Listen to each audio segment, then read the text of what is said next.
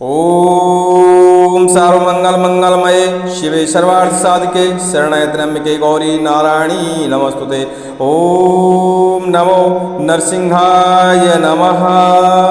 दुकानदारी, व्यापार आदियों का बंधन हो जाता है, घर का भी बंधन हो जाता है और कई बार तो इंसान का बंधन भी हो जाता है, जिससे इंसान की बुद्धि निष्क्रिय हो जाती है या कहा जाए तो उसे निर्णय लेने में दिक्कत होती है, सोचने की क्षमता कम हो जाती है। ऐसे बहुत सारे बंधन हैं इस दुनिया में, तंत्र मंत्र शास्त्रों में, जिनका लोग प्रयोग कर देते हैं और ये नहीं जानते कि सामने वाले पे उसका क्या असर पड़ने वाला है। क्योंकि कई बार छोटी मोटी रंजिश के चलते लोग दूसरों के व्यापार बांध दिया करते हैं और जब व्यापार बांध दिया जाता है तो व्यापार में लोग आते नहीं हैं, ग्राहक नहीं आते, बिक्री नहीं होती, जिसके कारण धन हानि बहुत होती है।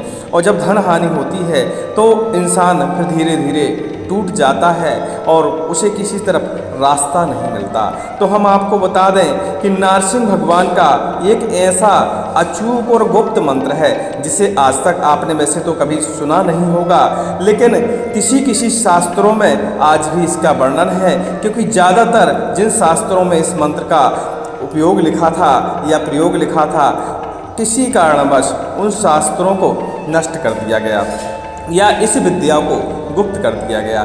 इस मंत्र के द्वारा आप अपने शत्रु का संहार कर सकते हैं। इसके अलावा किसी भी प्रकार की बाधा हो, कितना भी बड़ा बंधन हो, वह इससे कट जाता है। उसका कारण है कि यह महानरसिंह जो है उनका मंत्र है।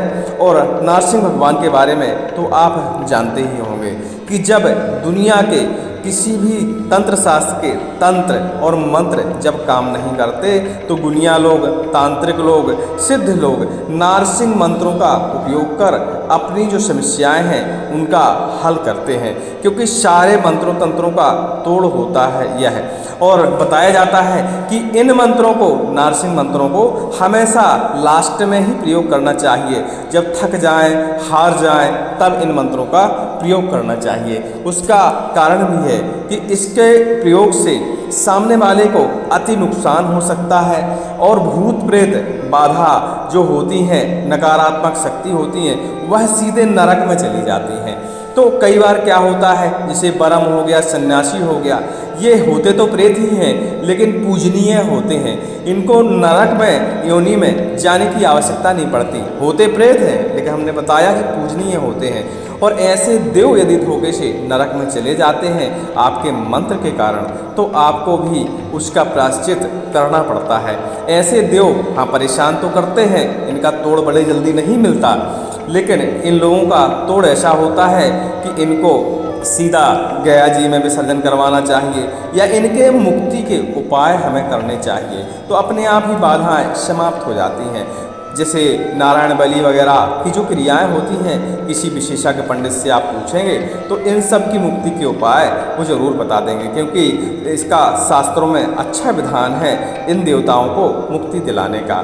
लेकिन यदि आप मुक्ति नहीं दिला पाते हैं और अनजाने में इन देवताओं को या इन प्रेतों को आप नरक भेज देते हैं अपने नरसिंह मंत्र के जरिए, तो वो नरक में चले जाएंगे और उनकी योनि है जो खराब हो जाती है, जिसके कारण आपको भी उसके फल का कुछ % प्रायश्चित करना पड़ता है। क्योंकि हम आपको बता दें कि जब ये बरम हुए या सन्यासी हुए तो इन्होंने अपने जीवन में कुछ अच्छे कार्य किए होंगे, तभी इन्हें बरम या सन्यासी की योनि मिलती है। लेकिन कुछ लेखा जोखा बचा रह जाता है, जिसके कारण इन्हें धरती पे ही रहकर और बरम योनि या सन्यासी की योनि भोगनी पड़ती है। लेकिन उस योनि में भी ये पूजनीय ही होते हैं। कहा जाता है कि सन्यासी और बरम जिंदा में तो पूजे ही जाते हैं और मरने के बाद भी देव रूप में ही भी पूजे जाते हैं। तो ऐसे देवताओं को नरक में नहीं भेजना चाहिए। हम आते हैं अपने विषय की तरफ। यदि आपकी दुकान बांध दी गई है, बिक्री नहीं हो रही है, कोई भी ग्राहक आपके यहाँ नहीं आ रहा है, इसके अलावा आपके ऊपर किसी प्रकार का तंत्र मंत्र, टोना टोटका किया गया है और कोई विशेष प्रेत बाधा है या कोई और साया है आपके घर में, कितना भी बड़ा प्रेत क्यों ना हो, तो हमने बताया कि जब आप सारे मंत्र तंत्रों से, टोटकों से हार जाएं, तभी इस मंत्र का आपको प्रयोग करना चाहिए। तो यह नरसिंह मंत्र है और यह हमने बताया कि विशेष गुप्त मंत्र भी है। आज हम इसी के बारे में आपसे चर्चा करने वाले हैं। नारसिंह मंत्र को चलाने से पहले इसकी कुछ विधि है, इसको थोड़ा सा सिद्ध करने की आवश्यकता होती है। आप इस मंत्र को यदि 51 बार पढ़ लेते हैं तो यह सिद्ध हो जाता है। पढ़ने का तरीका वही है, मेरे कहने का मतलब है जपने का तरीका वही पुराना ही तरीका है। चौमुखा आपको दीपक बनाना है, सामने नारसिंह भगवान जी की तस्वीर रखनी है, पीले वस्त्र धारण करना है, कनेर पुष्प अर्पण करना है। कनेर पुष्प की जगह पे आप कोई अन्य पीले पुष्प भगवान को अर्पण कर सकते हैं। इसके बाद भगवान जी से प्रार्थना करिए। हाँ, अब छोटी मोटी जो पूजाएं होती हैं, प्रसाद फल वगैरह, पान और लौंग, ये सुपारी, ये सब हमेशा का श्रृंगार एक ही जैसा है। आप पिछला वीडियो देखिएगा तो आपको श्रृंगार के बारे में, हर देवी देवता के बारे के श्रृंगार के बारे में आपको जानकारी लग जाएगी। ये सब भगवान को अर्पण करना है। और इस मंत्र में माला की ज़रूरत नहीं होती, यह विशेष है। इसमें इस मंत्र को जपने के लिए आपको पीली सामग्री जैसे अरहर की दाल हो गई, चने की दाल हो गई, ऐसे पीले अनाज जो होते हैं उन अनाजों को गिन के आपको जैसे 51 बार जप करना है तो 51 अनाज आप सामने रख लीजिए। और जब भी जितने बार मंत्र पढ़ें तो उस अनाज को एक जगह से उठा के अगली जगह दूसरी जगह शिफ्ट कर दीजिए। जब वह अनाज पहली जगह ख़त्म हो जाए तो आपकी गिनती पूरी हो जाती है। इस प्रकार आपको 51 बार इस मंत्र को जाप करना है और 11 बार इस मंत्र का हवन करना है। मंत्र का एक कारण है कि इसको हमेशा शुद्ध तरीके से पढ़ें, या आपको इसका सुर समझ में नहीं आता है, जैसे हमारे बताए अनुसार आपको सुर समझ में नहीं आता है, तो हम अपने कमेंट में और डिस्क्रिप्शन में भी इस मंत्र को लिखने वाले हैं। तो किसी योग्य पंडित, संस्कृत वाचक पंडित को इसको दिखाइएगा और उससे इसका संधि विच्छेद करके अपने सुर में, अपनी राइटिंग में इसको बढ़िया कायदे से लिखिएगा अलग अलग शब्दों में, और धीरे धीरे पढ़िएगा ताकि शब्द गलत ना हो, क्योंकि इसमें बीज अक्षर थोड़ी से ज़्यादा हैं और शब्द थोड़ा सा जटिल हैं। तो आप जपने से पहले किसी पंडित से जरूर इस मंत्र को दिखाइएगा और इसके जो शब्द हैं उनको अलग अलग करवा के अपनी भाषा में लिख के, अपने स्वर में लिख के, और फिर इस मंत्र का जाप करिएगा। क्योंकि जब आप शब्दों को अलग अलग करवाएंगे तो आप संस्कृत भाषा को भी हिंदी भाषा में पढ़ सकते हैं, क्योंकि इसके जब शब्द अलग हो जाते हैं। तो चलिए अब मंत्र ध्यान से सुनिएगा, क्योंकि इस मंत्र को ध्यान से सुनने की आवश्यकता है। ओम नमो नृसिंहाय कपलजटाय मम सर्व रोगान बंद बंद सर्प गहान बंद बंद सर्प दोषादीनम बंद बंद सर्प वृश्चिकास दीना विष बंद बंद सर्व भूत प्रेत पिशाच डंकिनी शंकिनी यक्ष मंत्री दीना बंद बंद कीलय कीलय चूर्ण चूर्ण मर्दय मर्दय एम एम एहि एहि मम ए विरोधास्तान सर्वान सर्वतो हन हन दह दह मथ मथ पच पच चक्रेण गदा वज्रेण भस्मी कुरकुरु स्वाहा। ओम क्लीं श्रीं ह्रीं ह्रीं छीं छीं छौ नृसिंहाय नमः स्वाहा। इस मंत्र को आपने उम्मीद करते हैं दोबारा भी सुन लिया होगा। वैसे इसको हम स्क्रीन पे चला सकते हैं, लेकिन कई बार हमारी जो एडिटिंग है वीडियो को बनाने की वह सही नहीं है, क्योंकि हमको वीडियो बनाना अच्छे से आता नहीं है, तो हम सब चीज़ें सही जगह सेट नहीं कर पाते हैं। तो आपको जानकारी सही चाहिए, वीडियो से आपको ज़्यादा इंटरेस्ट नहीं होना चाहिए, सिर्फ आपको जानकारी से मतलब होना चाहिए कि जानकारी हमें जो मिल रही है उससे हमारा काम हो जाएगा।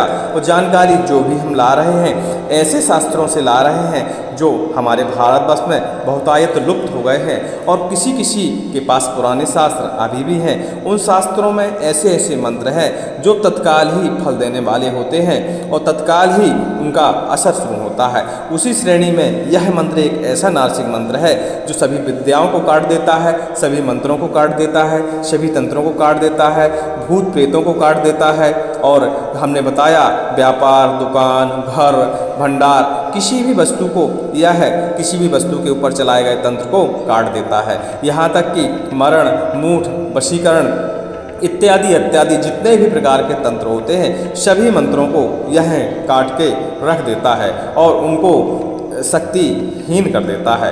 अब आते हैं इस मंत्र को प्रयोग जब करने के बाद, सिद्ध करने के बाद प्रयोग कैसे करना है। तो जब भी आपकी दुकान की बारी आए, आपके व्यापार बंधन खोलने की बारी आए, तो इस मंत्र को कम से कम 21 बार बड़े आराम से साफ शब्दों में पढ़िए और कोशिश ये करिए कि आपको ही सुनाई दे, आजू बाजू वाले या घर वाले परिवार वालों को यह मंत्र सुनाई ना दे। और ऐसा पढ़ते हुए एक सुपारी जो कि आपको पीले रंग से या हल्दी से आपको उसको रंगना है और इस मंत्र को पढ़ते पढ़ते उस सुपारी पे धीरे धीरे स्मरण करना है, छूना है, मतलब सुपारी रंगते समय ही आपको यह मंत्र पढ़ना है। जब आपका 21 बार मंत्र पूरा हो जाए तो उस सुपारी को बढ़िया से पीले वाले कपड़े में बांधना है और उसके कम से कम 7 गांठ लगानी है। तो कपड़े को इस डिजाइन से कटवाइएगा कि आप 7 गांठें उसके ऊपर आसानी से लगा पाएँ। अब 7 गांठें लग गई, इसके बाद आपको अपनी दुकान, व्यापार, भंडार या व्यक्तिगत इंसान या घर, जहाँ भी आपको शंका है कि इस पे किसी ने कुछ करवा दिया है, इंसान भी उसमें चलेगा। इंसान के ऊपर बहुत ज़्यादा विद्याएं चलाई जाती हैं, तो इंसान के ऊपर भी आप उतारा कर सकते हैं। उतारना कैसे है, आप एक बार मंत्र पढ़िए और एक बार उल्टा घुमाइए, दाएं से बाएं नहीं घुमाना है, बाएं से दाएं की तरफ उल्टा घुमाना है और 7 बार मंत्र पढ़िए और 7 बार इस सुपारी को उतार दीजिए। उतारने के बाद आप इस सुपारी को बढ़िया से किसी शुद्ध साफ जल में इस सुपारी को धुल लीजिए, पोटली खोल के, और उस जल को कहीं दूर जाके विसर्जन कर दीजिए। चाहें तो बहते हुए जल में उस जल को मिला सकते हैं और उस सुपारी को सुरक्षित रख लेना है। जब दोबारा ऐसा करने की आवश्यकता होती है तो फिर वही क्रिया है, सुपारी को हल्दी से बढ़िया से रगड़िए, रंगते समय मंत्र 21 बार पढ़िए और पढ़ते पढ़ते गांठ लगाइए और 7 गांठें लगाने के बाद फिर आप उतारा कर सकते हैं और फिर उस जल को विसर्जन कर दीजिए। यह प्रक्रिया आप अपनी पूरी जिंदगी में कर सकते हैं। बस दीपावली के दिन जो आती है उस दिन यही मंत्र पढ़ते हुए इस सुपारी को बदल देना है। अब हम आपको बताएं कि यह वही सुपारी है जो आप पूजा में पान के ऊपर रखे थे, पूजा करते समय या जाप करते समय वही सुपारी हमें इस्तेमाल करनी होती है। अब दीपावली में सुपारी बदल दीजिए, नारियल फोड़ दीजिए, चाहे तो जितने बार आप मंत्र पढ़ें, मंत्र का प्रयोग करें, उतने बार भगवान विष्णु भगवान को, नरसिंह भगवान को पीला प्रसाद, कुछ भी जो भी आपके समझ में आए उतना प्रसाद भगवान जी को लगाएं और हर बार निवेदन करें कि महाराज इस मंत्र में इतनी शक्ति तो है कि सभी बाधाएं हल हो जाती हैं, लेकिन हमको इसको सहने की शक्ति भी दीजिए ताकि इस मंत्र का हम परोपकार के लिए भी उपयोग कर सकें और अपने हित के लिए भी उपयोग कर सकते हैं। उम्मीद करते हैं आपको यह नारसिंह मंत्र अच्छा लगा होगा और समझ में भी आया होगा और मेरा निवेदन है कि एक बार इसका प्रयोग, यदि ज़रूरत से ज़्यादा बाधाओं से ग्रस्त हैं तो प्रयोग करके अवश्य ही देखें, क्योंकि यह मंत्र पूरे इंटरनेट के वर्ल्ड में आज तक किसी ने नहीं बताया होगा, क्योंकि यह ऐसे गुप्त शास्त्र से हम आपके लिए लेके आए हैं जो अधिकतर लुप्त हो गए हैं। और उम्मीद करते हैं कि हमारी जानकारियाँ आपको ठीक ठाक लग रही होंगी। यदि हमारी जानकारियाँ पसंद आ रही हैं और हमारी जानकारी के द्वारा किसी का हित हो रहा है तो हमारे चैनल को सब्सक्राइब करिए, लाइक करिए। बोलिए हनुमान जी महाराज की जय, नारसिंह बाबा की जय, कंकाली माई की जय, कलेही माई की जय, जालपा माई की जय।